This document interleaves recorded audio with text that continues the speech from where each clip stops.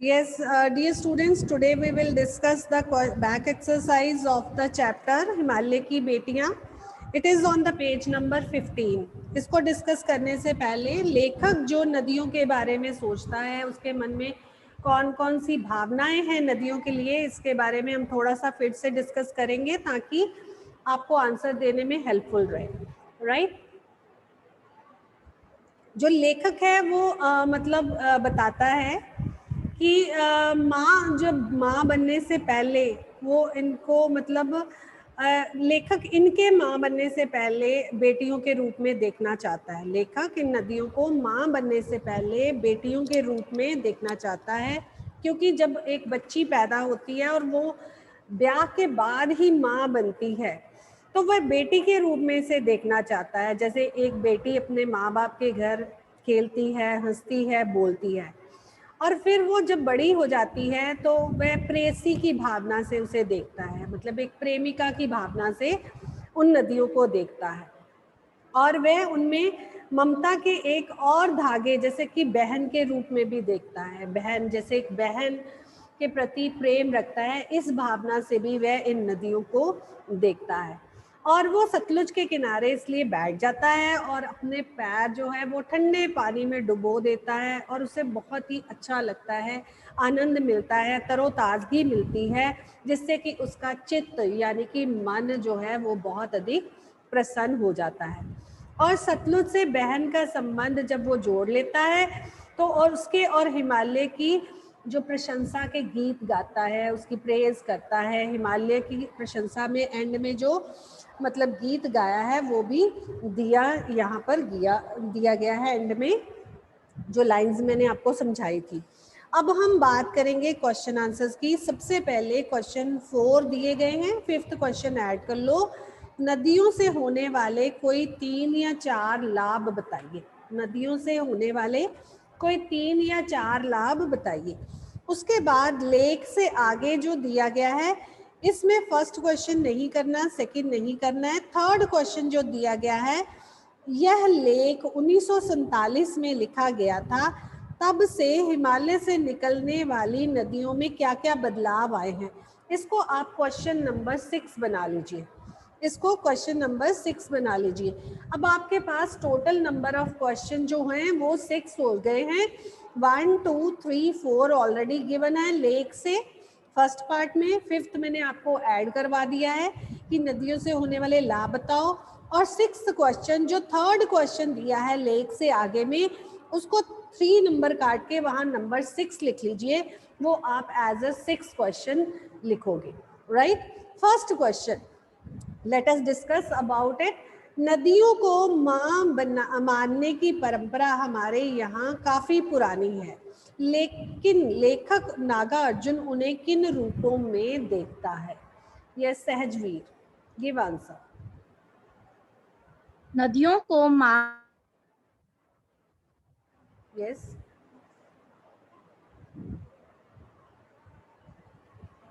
Yes.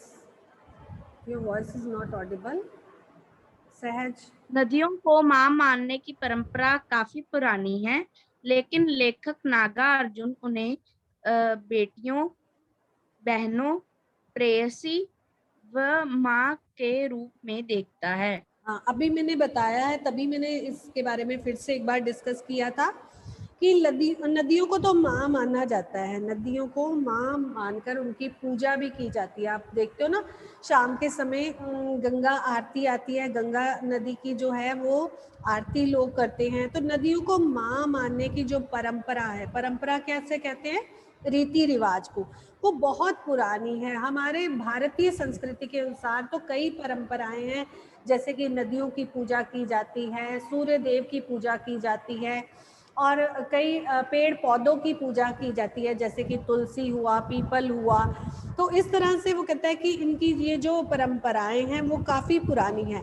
लेकिन जो लेखक है नागार्जुन, वो उन्हें एक बेटी के रूप में देखते हैं, फिर वो बहन के रूप में देखते हैं, एक प्रेयसी यानी कि प्रेमिका के रूप में भी देखते हैं, और माँ के रूप में भी उन्हें देखते हैं. I think it is clear to you.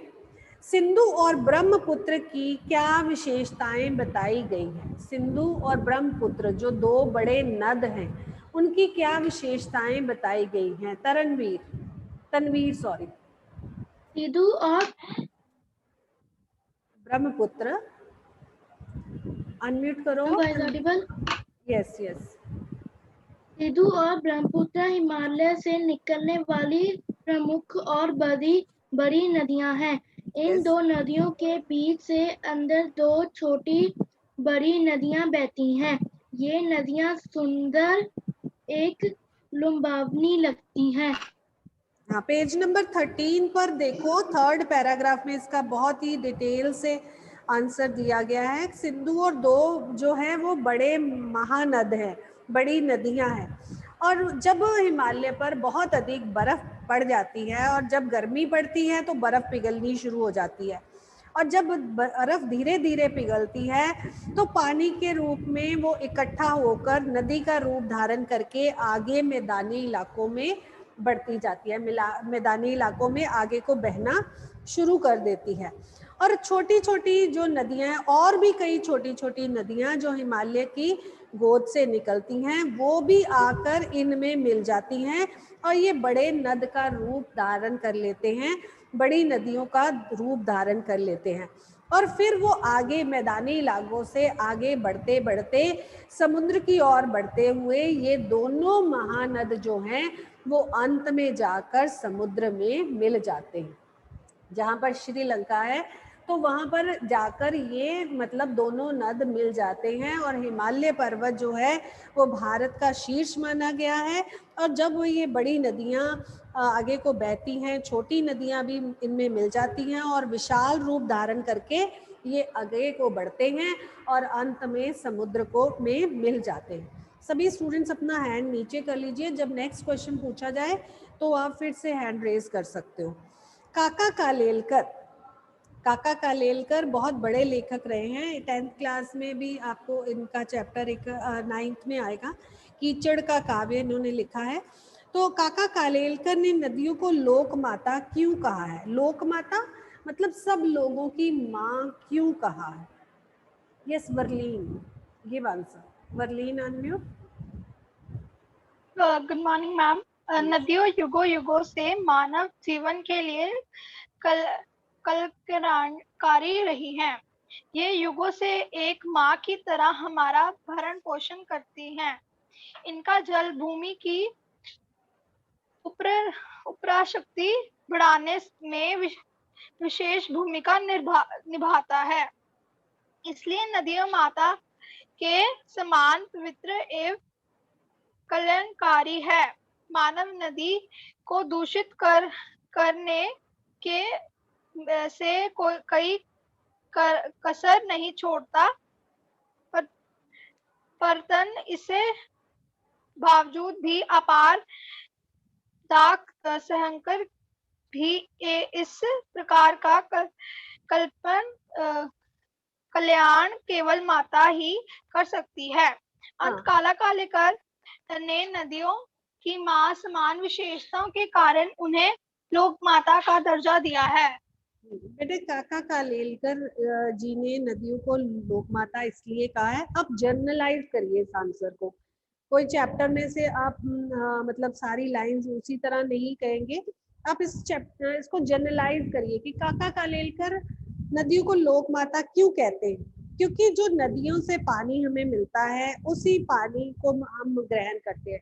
एक आम आदमी उसी पानी को ग्रहण करता है, पीता है, और जो पशु पक्षी है, प्रकृति है, उसी पानी से ही वो पोषित होती है, अपनी प्यास बुझाती है। और इस जो पानी हमें नदियों से मिलता है उसी पानी से सिंचाई की जाती है, फसलें पैदा की जाती हैं, और उसी फसलों को हम ग्रहण करते हैं, भोजन के रूप में ग्रहण करते हैं। तो नदियों का पानी से पैदा की गई फसलों से हमारा जीवन जो है, हम जीवन जीते हैं, हमारे जीवन का पोषण होता है। और साथ में नदियों में बहुत सारे छोटे छोटे जल जीव जंतु भी रहते हैं, वो उनका भी घर है। और वो भोजन के रूप में, जो लोग नॉन वेजिटेरियन है, जैसे मांस मछली खाते हैं, तो मछलियाँ, छोटी और बड़ी मछलियाँ भी इन्हीं नदियों के पानी में तैरती हैं, उनके जीवन का पोषण ये जो जल है वो देता है। तो मनुष्य के लिए बहुत कल्याणकारी है नदियों का जल। जैसे आजकल गर्मी का मौसम है, आप देखो कितनी गर्मी पड़ रही है, लेकिन हम जब ठंडे ठंडे पानी में स्नान करते हैं, हम इतने तरोताजा हो जाते हैं, हमें लगता है थोड़ी देर के लिए ही सही, लेकिन हमें ताजगी मिली है। जब तक हम स्नान नहीं करते गर्मी में, तो हम मतलब आलस्य से भरे रहते हैं। तो ये जो जल है, ये हर व्यक्ति के लिए, प्रकृति के लिए जो जीवन दायी है। तो इससे हमें भोजन मिलता है, इससे हमारा जीवन जो है वो और अधिक अच्छा बनता है। तो पूरी भारतीय संस्कृति कह लो या विदेशी को, सारे संसार के लिए, भारतीयों के लिए नहीं, सारे संसार के लिए ही जल कल्याणकारी है। इसीलिए तो कहते हैं ना कि हमें जल को व्यर्थ नहीं करना चाहिए, क्योंकि जल जो अगर हम व्यर्थ करते हैं तो आने वाले समय में इसकी कमी हो सकती है। तो इसलिए काका कालेलकर ने नदियों को लोक माता कहा है। क्यों लोक माता की उपमा दी है? कि जिस तरह एक माँ अपने बच्चे का ख्याल रखती है, उसके जीवन का पोषण करती है, उसे खाना खिलाती है, उसे नहलाती है, धुलाती है, उसी तरह ये नदियां जो हैं वो माँ के रूप में हमारा ख्याल रखती हैं, हमारे जीवन को अधिक सुखद बनाने में सहायक होती हैं। इसलिए काका कालेलकर ने इन्हें लोक माता कहा। I hope you understand the depth of this question. Okay, Himalaya की यात्रा में लेखक ने किन किन की प्रशंसा की है? जब वो हिमालय की यात्रा पर गया तो उसने किन किन और नदियों के अलावा किन किन और चीजों की प्रशंसा की है? कौन कौन सी और चीजें हैं? सुहानी के वंशो। ओके मैम हिमालय की यात्रा में लेखक ने माँ, दादी, मौसी, मामी, बहन, पिता, ससुर, बेटियां आदि सभी संबंधों की प्रशंसा की है, जो अपने स्नेह और प्रेम से अपने सुख दुख प्रदान करते हैं। हिमालय, समुद्र और नदियां की उसने सराहना की है। उसने सतलुज नदी को बहन की तरह संबोधित किया है। पेज नंबर 13 पर देखो कि हिमालय की यात्रा पर जब लेखक गया था तो उसने हिमालय से निकलने वाली अल्हड़ बालिकाओं जैसी, जैसे छोटी छोटी अल्हड़ बालिका जिन्हें कुछ समझ नहीं होती है, उन्हें जीवन की अभी समझ नहीं आई होती है, अल्हड़ बालिकाएं जो बच्चियां हैं, वो बच्चियां कौन है? नदियां। जो छोटी छोटी नदियां हिमालय की गोद से निकलती हैं और वो बहुत ही सुंदर लगती हैं। छोटी छोटी नदियां, जैसे हम मनाली जाएं तो वहां पर पानी ही पानी है और बहुत सारी नदियां ऊपरी पहाड़ी इलाकों से बहकर नीचे को आती हुई हमें दिखाई देती है, तो हमें बहुत सुंदर लगती है। तो लेखक जब वो उस यात्रा पर गया तो वो बालिका जैसी नदियां, उसकी प्रशंसा की, और उन नदियों से पोषित होने वाले पेड़ जो थे, जैसे देवदार के पेड़, चीर के पेड़, सरों के पेड़, चिनार के पेड़, सफेदा के, केल के जंगलों, बड़े बड़े जंगल जो थे, उनकी उन्होंने प्रशंसा की है। मतलब जो हिमालय से के जल से पोषित होने वाली प्रकृति है, क्योंकि उसने प्राकृतिक स्थल देखे, पेड़ देखे, बड़े बड़े आसपास जो प्रकृति से पैदा होने वाली वस्तुएं, प्रकृति में जो पाई जाने वाली वस्तुएं देखी, तो नदियों के साथ साथ उसने उनकी प्रशंसा भी की है। जैसे आप लोग किसी हिल स्टेशन पर जाते हो, वहां पर नदियों के अलावा भी आपको वहां पर पाई जाने वाली हरी भरी प्रकृति दिखाई देती है, वो आपके मन को लुभावनी लगती है, सुंदर लगती है। तो इस तरह से लेखक ने उन चीजों की भी प्रशंसा की है। आई hope it is clear. Next question is, मैंने ऐड करवाया था, नदियों से होने वाले कोई 3 या 4 लाभ बताओ। तो ये एक जनरल क्वेश्चन है, इसका आंसर आप खुद लिखोगे कि नदियों से, जैसे कि बहुत सारा मैंने एक्सप्लेन भी कर दिया है कि हमें जो नदियों के पानी से सिंचाई होती है और नदियों से हमें बहुत सारी चीजें मिलती हैं, सीप, घोंगे, ये भी जो नदियों के साथ लाई हुई रेत में पाए जाते हैं, जो कि बहुत सारे डेकोरेटिव पीसेस बनाने के काम आते हैं, बहुत सारे सजावटी सामान को बनाने के काम आते हैं।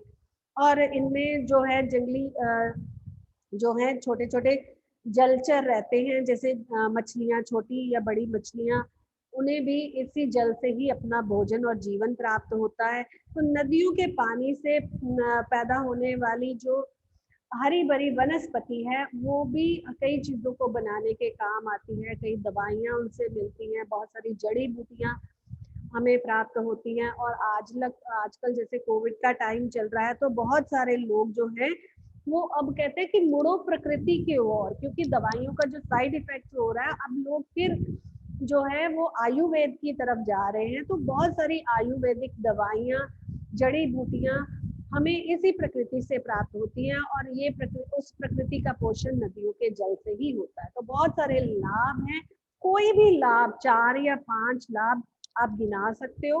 ये जरूरी नहीं कि जो मैंने बताए हैं, आपको जो लगता है कि नदियों के जल से कौन कौन से लाभ प्राप्त होते हैं, बिजली मिलती है, उस बिजली का प्रयोग हम मतलब अपने जीवन को सुखद बनाने के लिए करते हैं, बहुत सारे लाभ हैं। अगर आप गिनने को बैठे होगे ना 3-4 के अलावा आपको बहुत सारे मिल जाएंगे। तो एक जनरल क्वेश्चन है, आपने इसका आंसर खुद देना है। उसके बाद नेक्स्ट क्वेश्चन नंबर 6, ये लेख 1947 में लिखा गया था।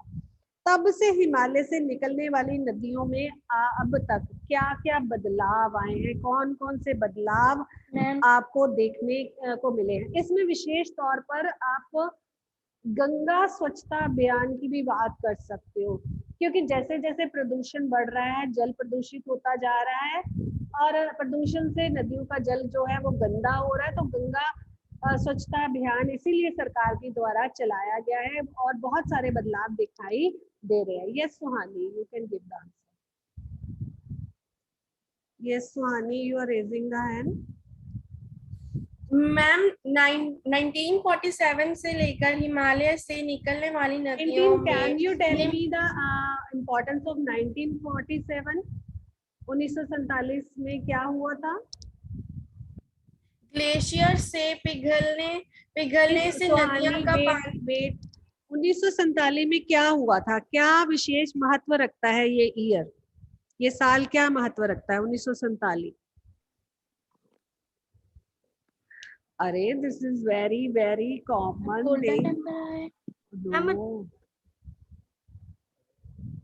इंडिपेंडेंस।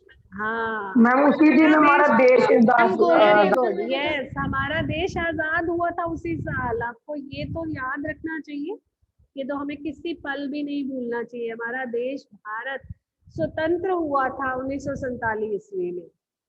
एक जनरल क्वेश्चन, जीके क्वेश्चन, सामान्य ज्ञान का क्वेश्चन मैंने साथ में जोड़ा था। Yes Suhani, you can continue. Yes Suhani,